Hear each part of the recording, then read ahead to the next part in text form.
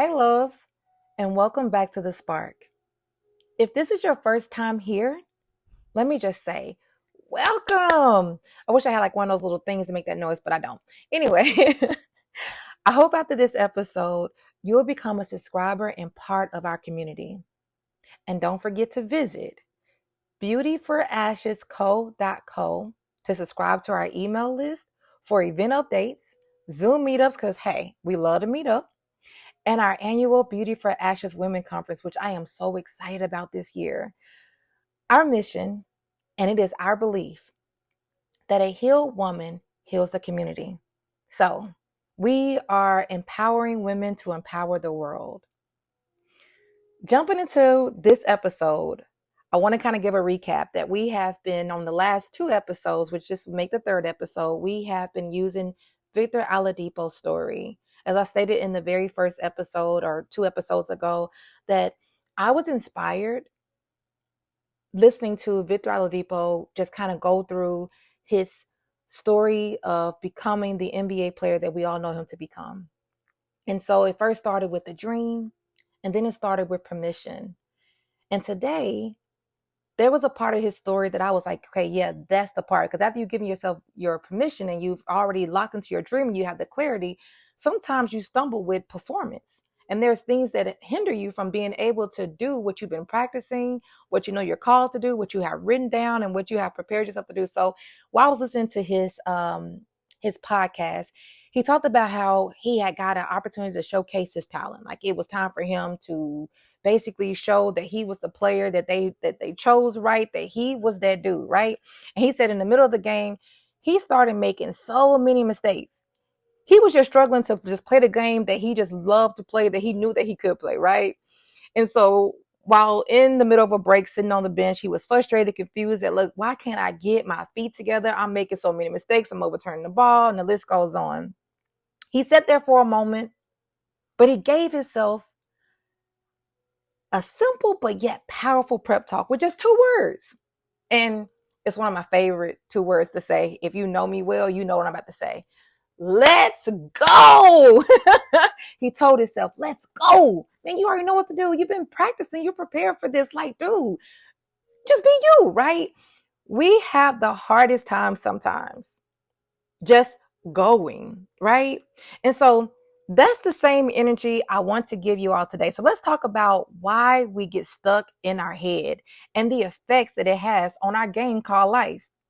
Now, last week, when we talked about giving ourselves permission, some of the same things about why we don't give ourselves permission is the same reason why we end up stuck in our head. So I want to just go through the list of why we stay stuck in our head, right?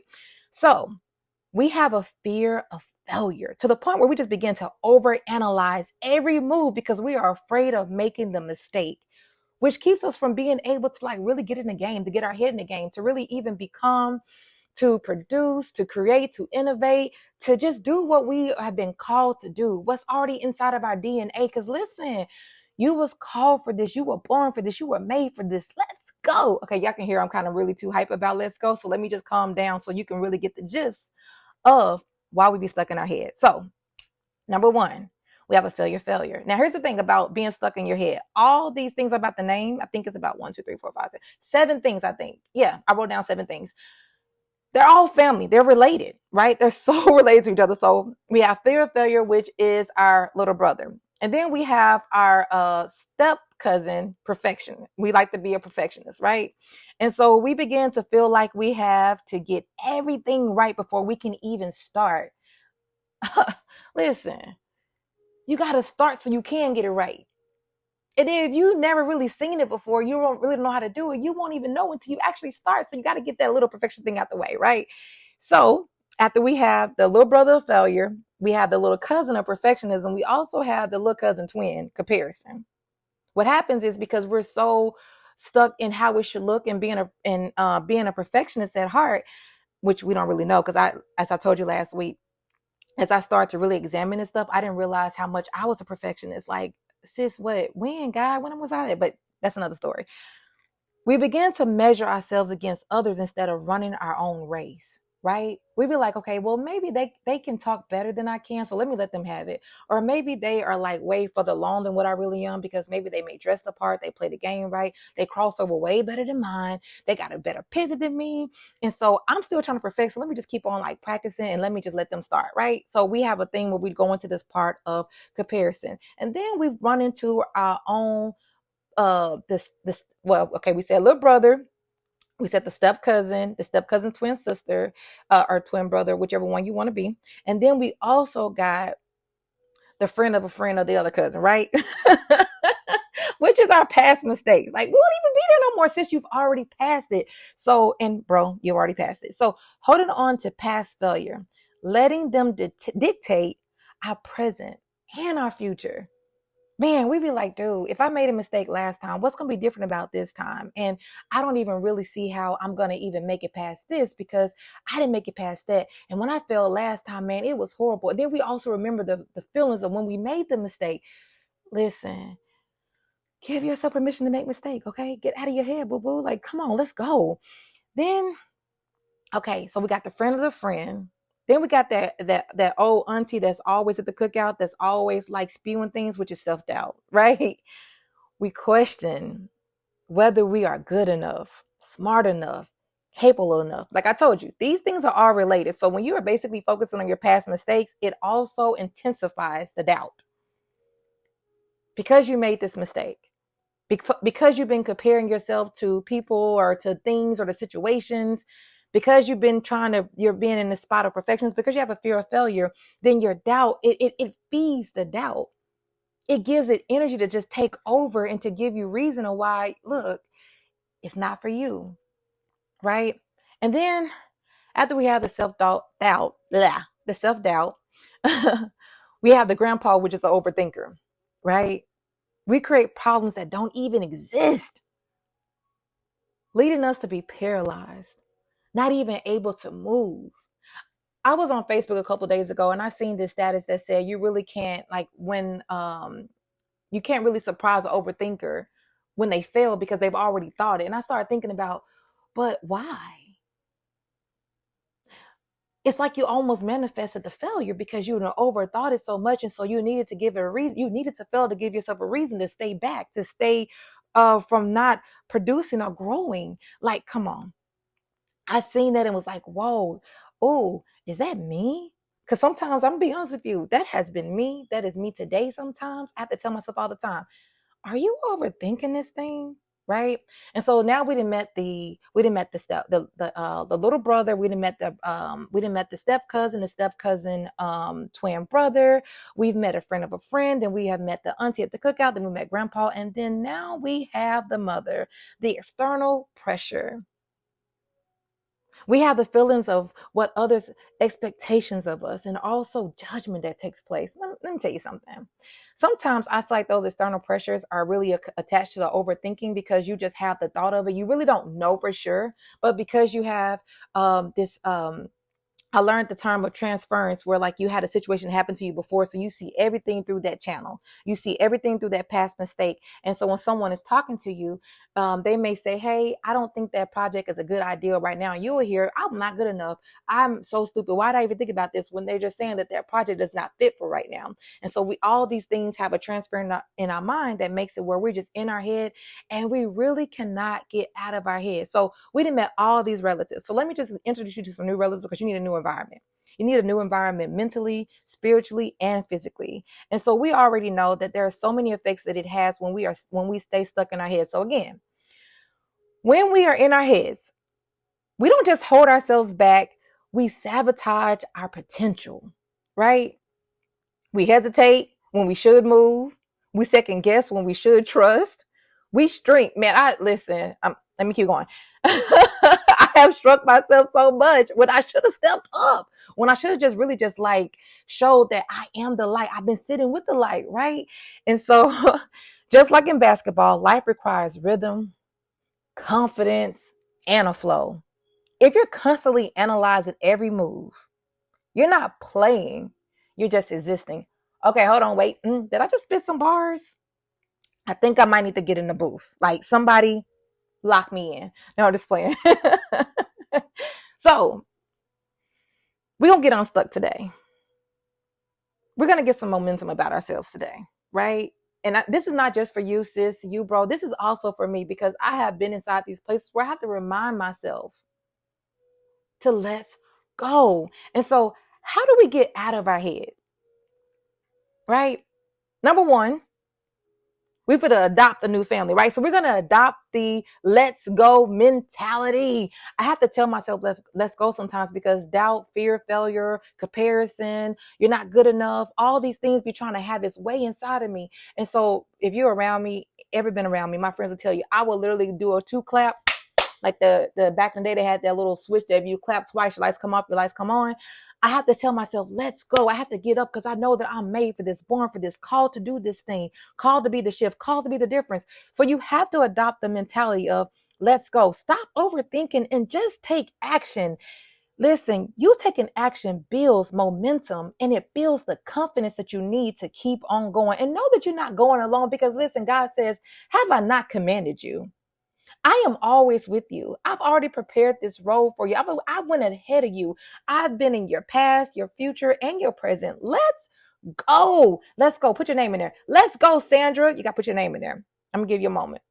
Okay. I think you said it. Then we have to reframe failure. See mistakes as learning experiences and not proof that you're not good enough. Ooh. Sometimes, most of the time, all of the time, we allow failure to make us like shrink to the point where we are on someone else's wagon. We've lost our identity. We've lost our way. We've buried our voice. We buried our dream. We buried the goal mentality. And so when you reframe failure of, dang, God, thank you that I was able to try, and thank you that I can get back up, right? Because I can get back up. I can try this again. Who says I can't max out? Who says it got to be a certain age? You got to begin to start to reframe your failure. And then you have to have a mentality where you can stay present, right? You have to focus on the now, not the past or the future, because when you focus on the future, that creates a form of anxiety. You begin to feel like, man, I got so much I got to do. And right now I'm not really able to do this stuff. And I don't know how long it's going to take. And you start trying to put a timeline on it. There is no timeline, sis. Your greatness has been already set aside for you. You've been predestined for this. You've been called for this. Sis and bro, I'm sorry. I'm always talking to my girls. So I'm always saying sis. But bro, I want to leave you out because it's for you too. My husband listens to the podcast. So baby, it's for you too. So you have to stay in the present. The only moment you control is the moment right now. Y'all, when I was going through depression years ago and I was doing everything my therapist was telling me, I was also having to take medication because your girl was really in a very dark place. And I'll be honest with you, I did not know if I wanted to live. Matter of fact, I even made a decision that I think it's best if I don't, right? I was in a very dark place. And so the moment that I decided to get up, I gave myself permission to get up. I gave myself permission to just basically take a deep breath and breathe, right? I started talking to God more about what I was experiencing. And I was like, God, when I'm not in front of my therapist and I'm not in front of people, I'm afraid to be alone because I'm afraid of what I've already made a decision with. And so God talked to me about being present. And he told me, Sandra, you have to say no to the thoughts. And I developed a declaration of I won't, I will, I am, which kept me present. Right? I had to say no to the fear. I had to say no to the failure. I had to say no to the rejection I just experienced. I had to say no to the thoughts. I had to say no to the things that were not good for me. Right? I had to just literally say out of my mouth, nope, I ain't thinking about that. I won't. You won't have a place with me. Nope. And I would say I will. And I started with something simple, making my bed. I would say, I will make my bed. And while I was making my bed, I was like, okay, I'm taking the covers off. I'm taking the fitted sheet off. I was taking myself through the steps. And when I was saying those things, it was helping me not think about the pain I was experiencing. It was helping me not think about the thing that kept me feeling like I was in pain. Not saying I wasn't sitting in it because I was healing. But there are some times where you give yourself permission to stay there. I didn't want to stay stuck. I didn't want to stay inside of this place. And so I began to talk about, okay, now, Sandra, you're doing your hair. Now you're coming here. Now you're getting ready for work. Now you're on your way to work. Now you're talking to customers. I had to keep myself in a place of being present, right? And so listen, for anyone that is having that moment, I want to give you that same declaration. I want to give you that same willpower. I won't, I will, I am is so important. In that moment of telling myself no to the past, telling myself yes to the present, and also telling myself who I am by what the word of God says I am, help me to redefine, help me to rediscover, help me to actually re-wake up, if that's really a thing, but to awaken my identity, not based off what I just experienced and the trauma that I have experienced, but based off what God had called me and created me for, even though I was still discovering and finding out who I am. Next, we have to trust ourselves. Trust yourself. Listen, you've trained, you prepared, you put in their work. Let's go. Now it's time to let's go and play the game. Let go, play the game. Like, listen, you ain't been practicing for nothing. You ain't been showing up for nothing. You ain't been reading. You ain't been sitting there in your garage practice. I don't know about y'all, but sometimes I practice in my garage of my speaking engagements. Reading books that are, that are self-helping, self-defining, books that just basically add to my knowledge. You didn't do all of this for nothing. You didn't go to school for nothing. You didn't get the degree for nothing. You didn't go get that certification for nothing. Sis, you didn't get up for nothing. You was not created just for do nothing. You have to trust yourself. You're capable. You're worthy. You're magnificent because God created you and He's magnificent. He created you in His image. Sis, bro, trust yourself. And then it leads into my next point. You have to silence the negative voices. Listen, I have one of my favorite women pastors by the name of Keishavia Courtney in North Little Rock, Arkansas. You should really check her out. Like, sis be on her thing. She recently did a sermon called Silencing the Voices. And it was so profound because a lot of times, most of the time, some of the time, see, I said that backwards. We have a moment where we are talking like some real reckless stuff to ourselves. Whether we're having doubt or external critics, we have to block that noise out. We have to say enough is enough. I am so tired. We have to literally clean up the environment. Like I said earlier about making your bed. Sometimes when your mind is cluttered and your mind is like so dismayed and everything around you is just crazy. And then your room is also messy and your bed is messy and you got your stuff all on your counter and all that kind of stuff. You have to silence the voices by decluttering your brain, putting things in its proper place, which also helps you reframe the failure too. When you clean your mind up mentally. And if you don't know how to silence the voices, the way I've silenced the voices is I just basically open up my word and say, God, listen, my mind is not in the right place. I'll begin to listen to something positive. I listen to some affirmations. I will listen to Terry Savelle is one of my favorite when it comes down to manifestation and just talking about your dreams and just basically getting yourself together. And then I love reading the word. Right now, we're 31 days in Proverbs, and Proverbs has been getting my whole life together. And it's a book that I go back to sometimes 3 times a year or twice a year. And it's just a book that my father encouraged me to read when I was 16. And it's been a book of character, book of wisdom, book of light, book of how to walk. It's just a book. Listen, if you really want to know how to silence the voices, Proverbs will really, really help you. And the book of God, the Bible, period. It is something that can help you reframe your self-talk. It can renew your mind. And it tells you in the word, listen, don't be conformed by the way of this world. Renew your mind daily by the word, right?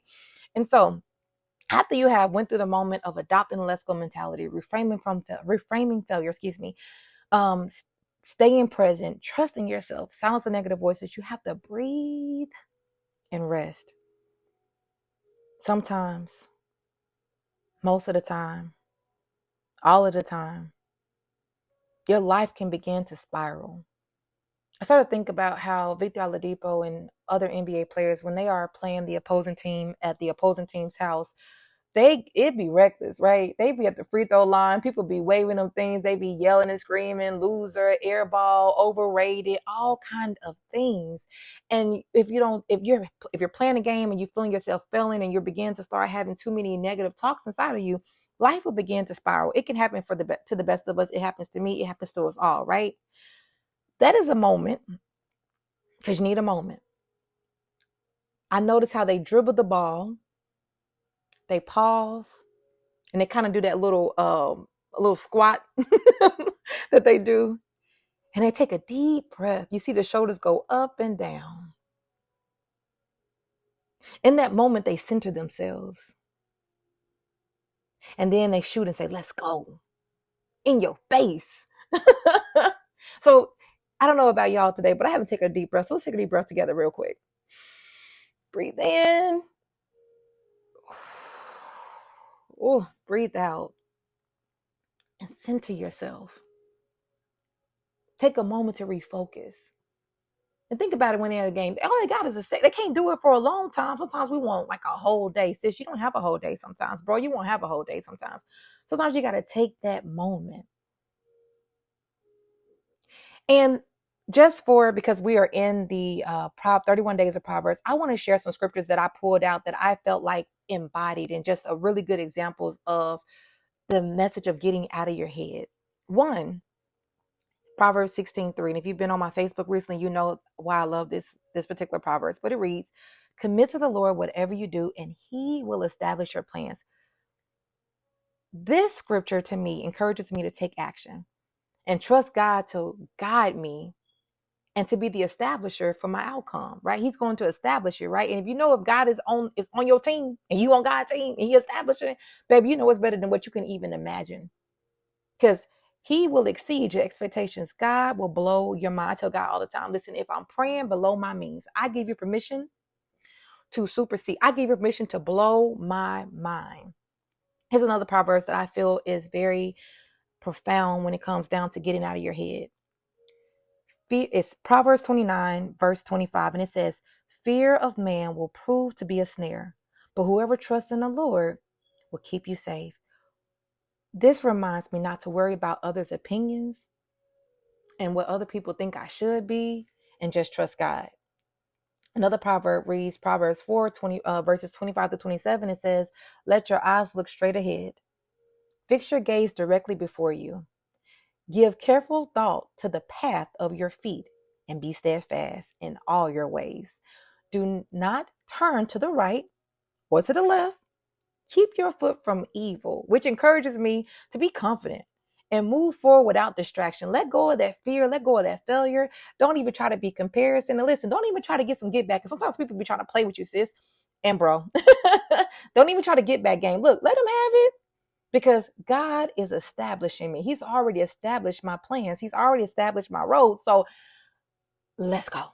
Right? And then we got Proverbs 18, verse 21. And it says, the tongue has the power of life and death, and those who love it will eat its fruit. Baby, what you saying? Okay, I'm trying to eat the fruit of goodness. I'm trying to eat the fruit of prosperity. I'm trying to eat the fruit that I am all that. I'm trying to eat the fruit that I am fearfully and wonderfully made. What are you saying? So anyway, this scripture reminds me that what we say to ourselves matters. Speak life, not doubt, right? Let doubt go. And so then we got Proverbs 24:16, and it says, for though the righteous fall 7 times, because baby, you're going to fall, they will rise again. But the wicked stumble when calamity strikes. Listen, doing what God tells you to do is resilience. Mistakes are not final. Sis, bro, it's about getting back up. So in conclusion, life is happening right now. Unfortunately, it won't wait for you to get out of your head. I wish we could have a pause button, but we don't. So, the opportunities you want, the impact you are meant to have, and the dreams you are supposed to live won't manifest unless you step up and play this game. And this is your game. So today, I'll leave you with this. Y'all know what I'm about to say. Let's go. Not later. Not when it's perfect for you perfectionists out there. And not when you feel fully ready. Because, I mean, what's that? When do you ever really feel fully ready? Let's go now. I'm hyped, y'all. So I want to pray with you all. God, I just thank you. I thank you for this moment. Thank you for giving me the mind and the heart to dream. Furthermore, God, thank you for giving all of us the heart and mind to dream, to pursue, and to grow. Help me break free from mental traps that try to keep us stuck. Replace our overthinking with confidence. Replace our fears with faith. And replace our hesitation with action. I declare that I will move forward boldly, trusting in the purpose you have set before me. In Jesus' name, let's go. Amen. Thank you for joining me on The Spark today. I pray these words have uplifted your spirit and reminded you of God's endless grace. If this episode blessed you, share it with someone who you know need a little spark in their day. And don't forget to subscribe so you never miss a moment of encouragement. Until next time, stay in His love, walk in His light, and keep your spark shining. Be blessed.